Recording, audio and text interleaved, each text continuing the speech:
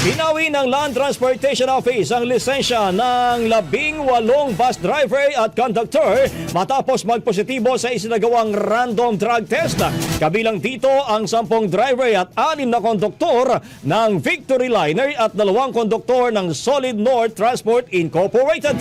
Ayon kay LTO Chief Assistant Secretary Vigor Mendoza, ang aksyon ay batay sa Republic Act 10586 at Republic Act 4136 na mahigpit na nagbabawal sa pagmamaneho habang nasa impluwensya ng iligal na droga. Nagbabala rin si Asik Mendoza sa mga motorista na sundin ang mga patakaran sa kalsada upang mapanatili ang kanilang pribilehiyo sa pagmamaneho.